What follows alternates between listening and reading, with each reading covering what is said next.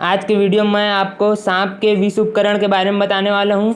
सांप का जो विष उपकरण है वह 4 भागों से मिलकर बना हुआ होता है। इसमें पहला है विष ग्रंथि, दूसरा है विष नलिका, तीसरा है विष उपकरण से संबंधित पेशियाँ और चौथा है विष दंत। तो इसमें सबसे पहला टॉपिक है विष ग्रंथि।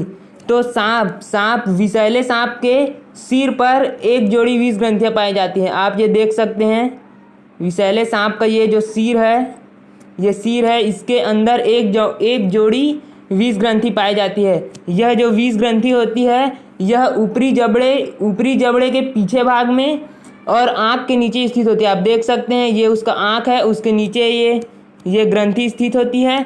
तो यह ग्रंथि के चारों ओर, इन ग्रंथियों के चारों ओर तंतुमय संयोजी ऊतक का एक घेरा बना रहता है, जिसकी सहायता से यह भाग संयोजी रहता है। मतलब इस भाग को यह भाग एकदम मुलायम रहता है। और यह भाग जो सांप के जो सुपीरियर लेबियल होते हैं, मतलब ऊपरी जबड़े को उसके सुप्रा लेबियल या सुपीरियर लेबियल कहते हैं। तो उसी के रूपांतरण से ये ग्रंथियों का निर्माण होता है। और अलग अलग सांपों में इस ग्रंथि का आकार अलग अलग होता है। और ये जो ग्रंथि है इसमें एक पंखे के आकार का कंस्ट्रिक्टर पेशी से यह ढका रहता है। उसके बाद हम दूसरा देखते हैं विष नलिका। तो जो सांप के जो विष ग्रंथि है, ये देख सकते हैं आप, सांप का जो विष ग्रंथि है वह आगे चलकर एक विष नलिका का निर्माण करता है। जो ये भाग है, ये विष नलिका है। सांप की जो ये ग्रंथि है वो आगे बढ़कर विष नलिका का निर्माण करती है, जो आगे बढ़कर सांप के जो विष दंत है उसके आधार से लगी होती है और उसके ग्रीवा में खुलती है, जिसकी सहायता से जो विष है वो सांप के दांत तक जा सकता है। जो विष है ये सांप का दांत है। तो ये जो विष ग्रंथियां हैं, ये ग्रंथि, इसमें विष भरा रहता है, इसी की सहायता से ये विष इस दांत में जाता है। उसके बाद अब देखिए यहाँ इसका तीसरा भाग है विष उपकरण से संबंधित पेशियाँ। तो विष उपकरण से संबंधित मतलब विष उपकरण को अच्छे से चलाने के लिए 3 प्रकार की पेशियाँ पाई जाती हैं। पहला हो जाएगा इसमें इंटीरियर पोस्टीरियर टेम्पोरैलिस। ये जो पेशियाँ हैं वो मुख्यतः क्रेनियम के ऊपर और निचली जबड़े के पीछे में लगी रहती है। आप इसमें देख सकते हैं, इस डायग्राम में देखिए, ये जो इंटीरियर पोस्टीरियर टेम्पोरैलिस है, यह क्रेनियम, ये जो क्रेनियम है इसके ऊपर और निचली जबड़े हैं ये इसके नीचे में स्थित होती है। मतलब ये जो भाग है यह है एंटीरियर पोस्टीरियर टेम्पोरैलिस पेशियाँ। ये पेशियाँ जो ये एंटीरियर पोस्टीरियर टेम्पोरैलिस पेशियाँ हैं वो मुख्यतः सांप के जबड़े को ना, ये जो निचले जबड़े हैं उसको नीचे से फोर्सली इसको दबाती हैं, जिससे जो सांप का जो मुंह है वह बंद हो जाता है और वो विष दांत की सहायता से सिंपली उसके शिकारी के शरीर में चला जाता है। उसके बाद इसी में दूसरी पेशी है आपका स्फीनोटेरिगाइड या फिर प्रोटेक्टर टेरिगाइड पेशी।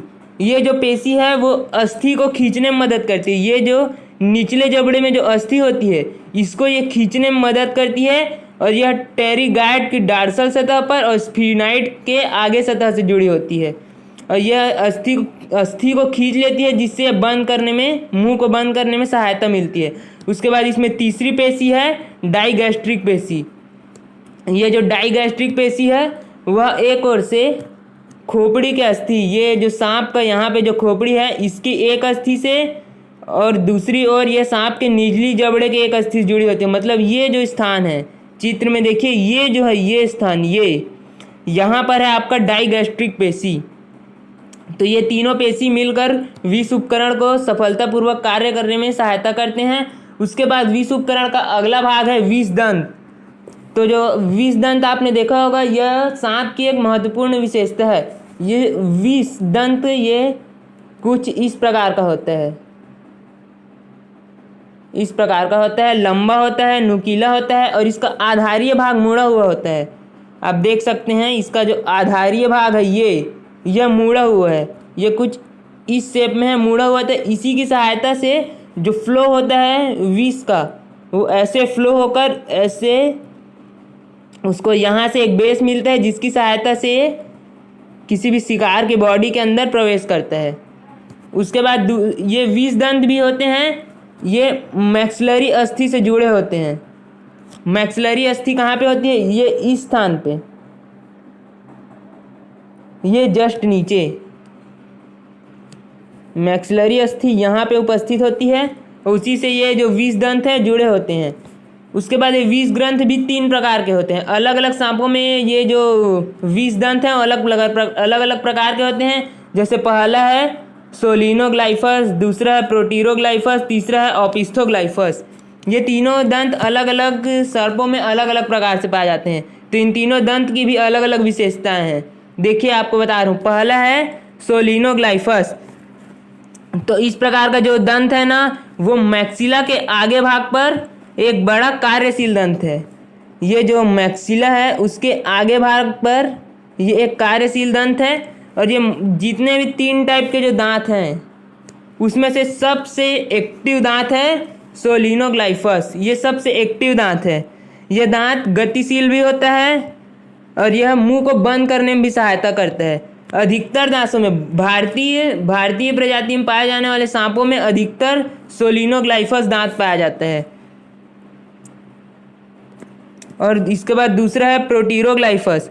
इस प्रकार का दांत तुलनात्मक रूप से सोलिनोग्लाइफस की तुलना में यह छोटे आकार का होता है और मैक्सिला अस्थि के अग्रभाग से जुड़ा होता है। और इसी के अलावा अगला है ओपिस्थोग्लाइफस।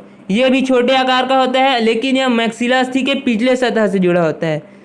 और इन दोनों का कार्य है विषों को सफलतापूर्वक शिकारी के बॉडी में पहुंचाना।